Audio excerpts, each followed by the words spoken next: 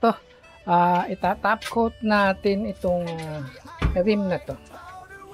Ito kasing rim na to ay dati nang napinturahan, 1 taon na siguro, hindi pa nakakabit dun sa motor nating si Bumblebee. So ngayon, tagal na i-stock. Kinapitan ng mga alikabok, lahat-lahat, at nagkaroon na ng stain, hindi na matanggal sa sabon. Kaya yan, meron pa rin siya. So ang gagawin natin ay yan, nilinis ko na siya, sinabon, in-ajax, so basa pa siya. So medyo ipipreheat natin dito na konti para mawala yung moisture. Tapos saka natin siya ipa-powder coat na clear. Okay, patungan ko pa sana siya ng dilaw ulit, kaso hindi na pwede gawa ng meron na siyang rim at na-align na itong rim rayos. Ayan, na-align na siya, kaya ayan, diretso na tayo sa top coat na gloss. Ito, no, yan, nakalagay glossy clear. Yan, ito, ang kulay niya puti, pero pag natuyo siya ay transparent na yan. Ito ang pang-spray natin sa kanya ngayon. Ayan, konti lang naman ang magagamit nito. Ayan. Kasi pag powder coating talaga, napakatipid. Yung 3 scoop na yon, sobra-sobra na sa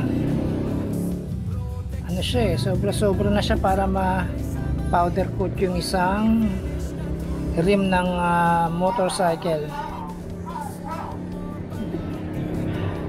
Bakit? Pag di naman nagamit, ay atin naman binabalik yan. Nag-automatic na yung ating solar power. Ito na, kakalabas lang natin ng oven ito. Medyo mainit-init pa at atin ang bubugahan ito ngayon. Okay, eto, top coat na natin itong ating rim. Kung mapapansin nyo yung rayos, no, andyan pa. Tulad nga na sinabi ko kanina, ay na-align na itong mga rayos na to dito sa kanyang rim. Kaya hindi ko na tinanggal. Mahirap magpa-align at magagastusan na naman tayo. Ayan, bali kasama na siyang itatop coat, pati yung rim, at mas matibay pa, hindi nakakalawangin yung ating rayos. Okay, so natapos na yung ating pag-oven, no, sa pinowder coat natin na rim ng side wheel ni Bumblebee. So ito, buksan na natin. Medyo mainit-init pa. Yan, naka-ano na siya. Kung mapapansin nyo kanina, yung pag-coat natin ay maputi. Okay, tolerable naman, pwedeng hawakan. Yan na siya. Yan na siya ngayon. Sa camera, lumabas sa kanya ay dilaw siya, pero kung sa actual na kulay nito ay ano to, golden yellow.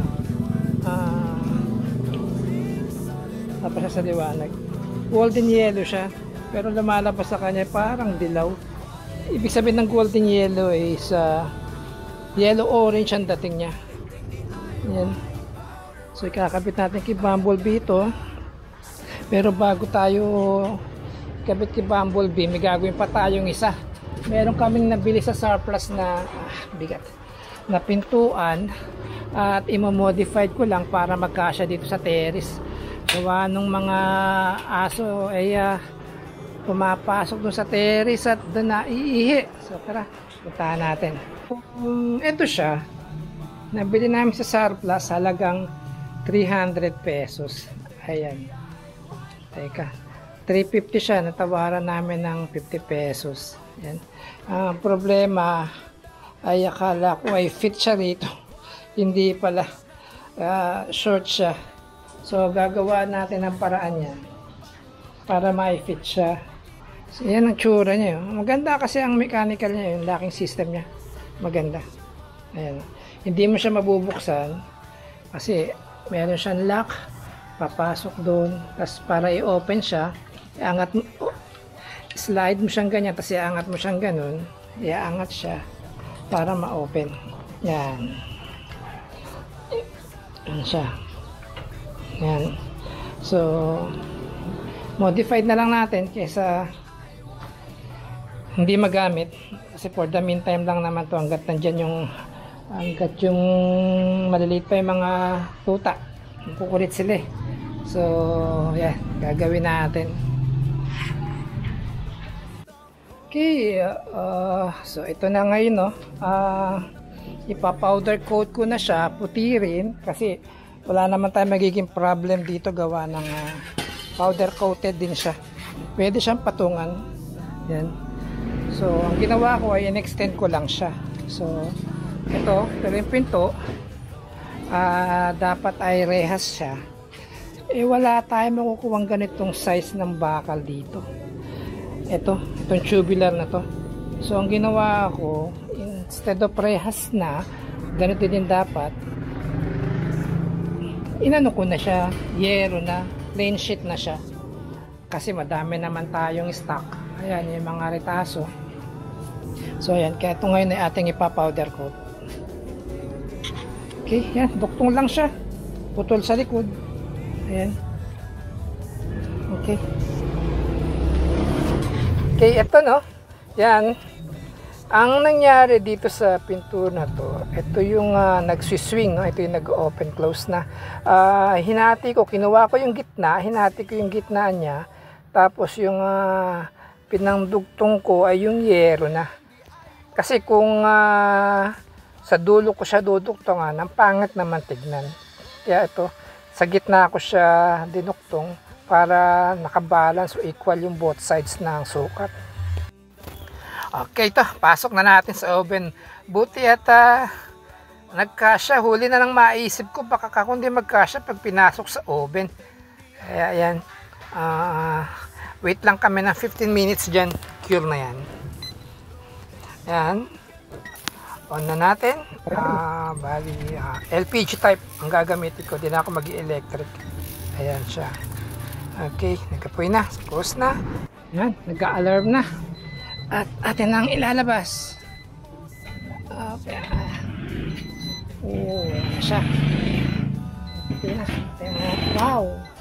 Init dug. Okay, wait lang.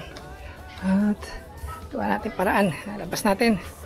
Ay, buti na lang at naisipan natin yung ganitong paraan. At sayang naman kasi kung di pa natin nagagawa ng paraan, ay nako, sayang talaga. Sayang yung 300 pesos pag hindi nakabit. Total, di naman tayo gumastos dito ng malaki. Yung ginamit lang naman natin dito, ginamit namin yung scrap din na yero. Makapal naman yung yero, kaya matigas siya. Almost 1 mm ang kapal niyan ang thickness ng yero, kaya matigas siya. Pwede na pang hold dyan sa both sides na mga rehas na yan. Okay, so ayan, palalamigin ko na lang to ng konti at maya-mayang konti i-mount ko na mismo dun sa terrace natin pagka lumamig-lamig na, kasi yung pinaka-mechanism niya plastic pa. Lahat ng mechanical niya halos plastic sa locking system niya. Tinanggal ko lahat, tapos ibabalik ko na lang siya maya-mayang konti. Ayan.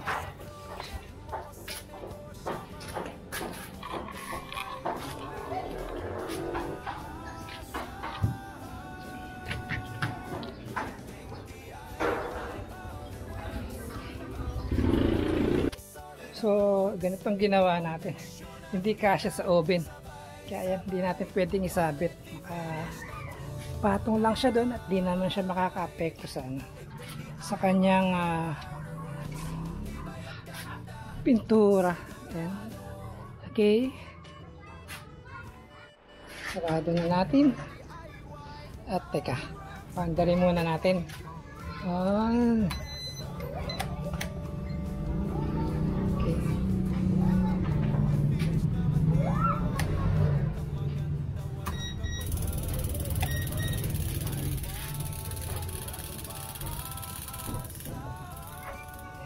Okay. Serve na siya. Palamigin na lang natin. Yan. Yan na siya. Okay.